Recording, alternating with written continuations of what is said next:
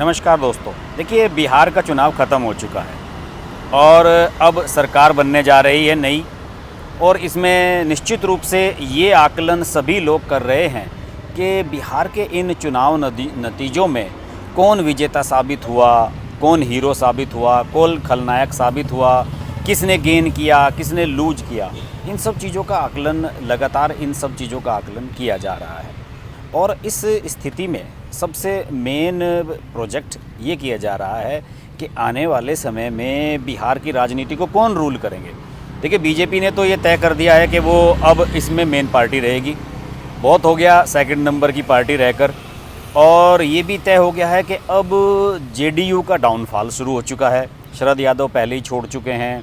नीतीश कुमार कह रहे हैं कि मैं संन्यास ले लूँगा, शायद 5 साल चीफ मिनिस्टर रह भी लें। उसके बाद भी जेडीयू का कोई फ्यूचर नज़र नहीं आ रहा है। आरजेडी को टेक ओवर कर लिया है तेजस्वी यादव ने। उन्होंने दिखा दिया है कि वो अपने पिता की विरासत को संभालने में सक्षम है। चिराग पासवान ने ये बता दिया है कि वो अपने पिताजी की ऊंचाइयों तक अभी शायद ना पहुँचे हों, लेकिन वो अपने पिताजी की ऊंचाइयों तक पहुँचाने के लिए पार्टी को प्रयास पूरा कर रहे हैं और पार्टी को खड़ा करने की कोशिश कर रहे हैं। उन्होंने अपना एक स्टैंड लिया कि मैं अकेला रहूँगा, अकेले चुनाव लड़ूंगा, और उस पर वो अडिग रहे और उन्होंने एक सीट जीतने में सफलता भी हासिल की। आप सोच रहे होंगे कि मैं किस दिशा में ले जा रहा हूँ बात को। मैं दरअसल बात को घुमा फिरा कर ले जा रहा हूँ कांग्रेस की तरफ। कांग्रेस को अगर मैं कहूँ तो कांग्रेस इस चुनाव की बिगेस्ट लूज़र है। अगर ऐसा कहने में मुझे कोई हिचकिचाहट नहीं है। हो सकता है कि आप में से कुछ एग्री मेरे साथ करें, कुछ लोग एग्री ना करें, लेकिन कांग्रेस बिगेस्ट लूजर है वो निश्चित रूप से एक बिल्कुल फैक्ट है। देखिए, कांग्रेस ने 70 सीटें लड़ी और 19 सीटें जीत पाए। उनके पास कम्युनिस्ट समर्थन भी था, उनके पास आरजेडी का समर्थन भी था। उनके लिए राहुल गांधी कैंपेन कर रहे थे, एक बड़ा स्टार था उनके पास प्रचार करने के लिए, जो कि तेजस्वी यादव से बड़े नेता माने जाते हैं। और उनके पास मतलब एक बहुत पुरानी पार्टी का लंबा चौड़ा एक्सपीरियंस भी था। और ये भी कहा जा रहा है कि कांग्रेस को 70 सीटें तेजस्वी यादव ने इसलिए दी थी कि उन्हें लग रहा था कि कांग्रेस में इस बार करंट है, शायद कांग्रेस इस बार पिछली बार से ज़्यादा परफॉर्म करेगी। और इसकी कुर्बानी दी गई कि जो लेफ़्ट के दल थे उनकी सीटों को रिड्यूस कर दिया गया, उनकी सीटों को कम कर दिया गया और कांग्रेस को 70 सीटें दे दी गई। इसके बावजूद भी 70 सीटों में से केवल 19 सीटों को ही जीत पाई कांग्रेस, 51 पर हार गई। और इसकी सबसे बड़ी जो खामियाजा भुगतना पड़ा तेजस्वी यादव को। अगर 10-15 सीटें कांग्रेस ने और जीत ली होती तो शायद तेजस्वी यादव चीफ मिनिस्टर बन गए होते। आज तेजस्वी यादव पछता तो ज़रूर रहे होंगे कि भाई मैंने राहुल गांधी पर इतना भरोसा क्यों किया, उन्हें 70 सीटें क्यों दी। इसके अलावा तेजस्वी यादव को एक नेगेटिव कैंपेन का भी शिकार होना पड़ा कांग्रेस की वजह से।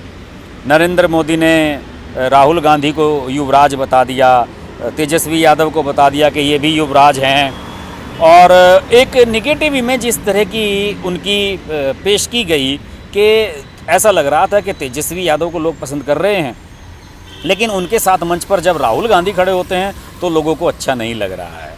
और इसका जो रिफ्लेक्शन है वो नतीजों में देखने को मिला।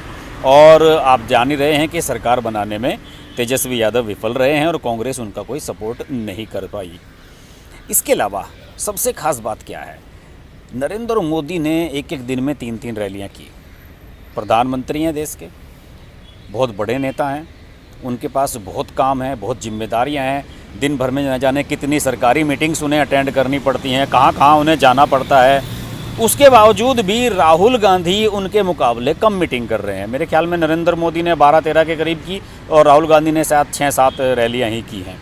अरे भाई, आप इतने बड़े नेता नहीं हैं, आप एक मामूली सांसद हैं। आपकी पार्टी एक ऐसे स्टेट में चुनाव लड़ रही है जिसकी नेशनल लेवल पर बहुत वैल्यू की जाती है। बिहार को नेशनल लेवल की पॉलिटिक्स को चलाने वाला स्टेट माना जाता है, और उसके बावजूद भी आप वहाँ पर रैलियाँ नहीं कर पा रहे हैं। आप कहाँ हैं, इतने बिजी कहाँ हैं?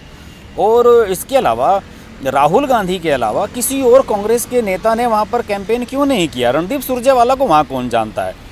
सोनिया गांधी जाती तो शायद उन्हें जानते थे लोग। सोनिया गांधी चलिए बीमार थी, प्रियंका गांधी को जाना चाहिए था, वो क्यों नहीं गई? ये सब चीज़ें बड़ा सवाल खड़ा करती हैं। और CPI-ML के जो जनरल सेक्रेटरी हैं दीपांकर भट्टाचार्य, मैं उनका बयान पढ़ रहा था, उन्होंने कहा कि देखिए हम अलायंस में निश्चित रूप से बड़े शो का, बड़े प्रदर्शन की उम्मीद कर रहे थे और कांग्रेस ने जो किया है उससे निश्चित रूप से हमें कांग्रेस के ख़राब प्रदर्शन से हमें नुकसान पहुंचा है। ये बात सही है और यही वजह है कि आज अगर इस पूरे बिहार के सिनेरियो को देखें तो कांग्रेस सबसे बड़ी लूज़र है। वो लग रही है कि देखिए चिराग पासवान ने NDA का नुकसान किया है निश्चित रूप से, लेकिन उन्होंने इतना नुकसान किया है कि उन्होंने अपने प्रतिद्वंदी नीतीश कुमार की सीटें कम कराई हैं। वो लगातार कहते रहे कि मैं BJP के साथ हूँ, BJP के साथ हूँ, BJP की तो सीटें बढ़ गई हैं।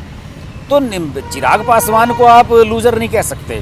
चिराग पासवान तो अपने टारगेट में सफल रहे, तेजस्वी भी अपने टारगेट में सफल रहे, विफल रहे हैं तो राहुल गांधी। इसके अलावा अगर बिहार से मैं बाहर निकलूँ, और जगह भी यही स्थिति रही है।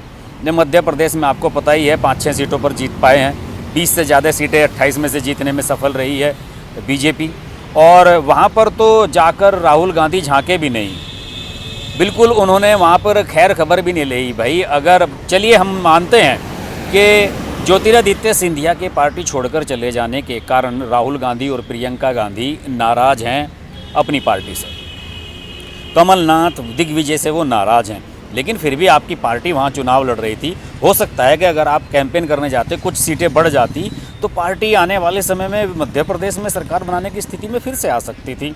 लेकिन राहुल गांधी वहाँ नज़र नहीं आए और दिग्विजय सिंह और कमलनाथ जो कि ज्योतिरादित्य सिंधिया को दगाबाज बता रहे थे, वो खुद दोनों बड़े दगाबाज साबित हो गए। इसी प्रकार उत्तर प्रदेश में देखिए, उत्तर प्रदेश में 7 विधानसभा सीटों का उपचुनाव था और कांग्रेस कहीं नज़र नहीं आ रही है।